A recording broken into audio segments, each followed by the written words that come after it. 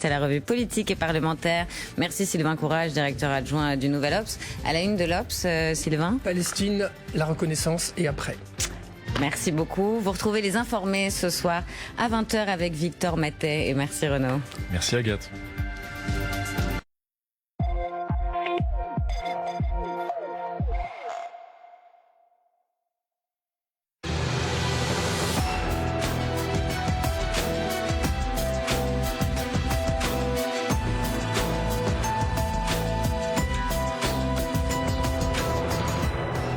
Bonjour, bienvenue dans l'Info C'est Clair. Une professeure de musique poignardée hier dans un lycée en Alsace. Les enseignants sont confrontés à la montée de la violence à l'école. Violence physique, violence verbale, violence des élèves et des parents aussi parfois. On en parle dans l'Info C'est Clair. Mais tout de suite, l'essentiel des titres avec Valentine Desjeunes. Bonjour Valentine. Bonjour Axel. Les 5 informations à retenir ce matin. La dette publique de la France a encore gonflé au deuxième trimestre. Les chiffres viennent de tomber. Elle atteint plus de 3 400 milliards d'euros au deuxième trimestre d'après l'INSEE. D'avril à juin, elle a augmenté de près de 71 milliards d'euros. Une hausse qui provient essentiellement de la dette de l'État. C'est un jugement crucial aujourd'hui pour Nicolas Sarkozy. L'ancien chef de l'État sera fixé sur son sort ce matin dans l'affaire du financement libyen de la campagne présidentielle de 2007.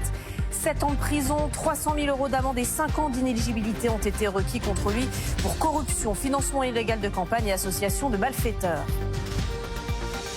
Il y aura une nouvelle journée d'action et de grève des syndicats. Ce sera le 2 octobre prochain. La réunion d'hier à Matignon avec Sébastien Lecornu n'a rien donné. Les syndicats estiment n'avoir obtenu aucune réponse claire sur le budget, les impôts ou encore l'abandon du recul de l'âge de départ à la retraite à 64 ans. La CGT est toujours déterminée. Écoutez Sophie Lunet.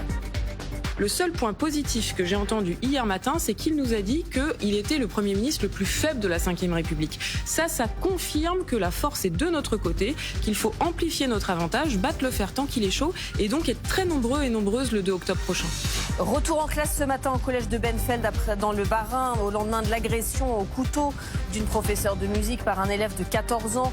Elle a été blessée au visage mais ses jours ne sont pas en danger. Quant à l'agresseur, il est toujours entre la vie et la mort. Il s'était porté des coups de couteau au moment de son interpellation. J'espère que le collège ils vont nous dire toute la vérité parce que là de 8 à 9 on a un cours où ils vont nous expliquer. J'ai quand même encore un peu peur d'y aller parce que ça peut toujours arriver même si c'est rare quand même mais on sait jamais. Aujourd'hui on se dit voilà c'est la vie qui reprend normalement. Nouveau survol de drones cette nuit dans le ciel danois, des drones d'origine inconnue. Comme lundi déjà, l'un des aéroports de la ville a été fermé quelques heures. Mais cette fois, ça va plus loin car une base militaire a aussi été fermée. Les regards se tournent une nouvelle fois vers la Russie. Écoutez Nathalie Loiseau, eurodéputée Renew. C'est comme souvent une politique de diversion. Quand on parle de notre ciel, on ne parle plus de l'Ukraine. Vous n'avez pas parlé, c'est pas un reproche, mais dans vos journaux, vous n'avez pas parlé des bombardements sur l'Ukraine. Et voilà pour l'essentiel, Axel. Merci Valentine. Bienvenue dans l'Info C'est Clair intitulé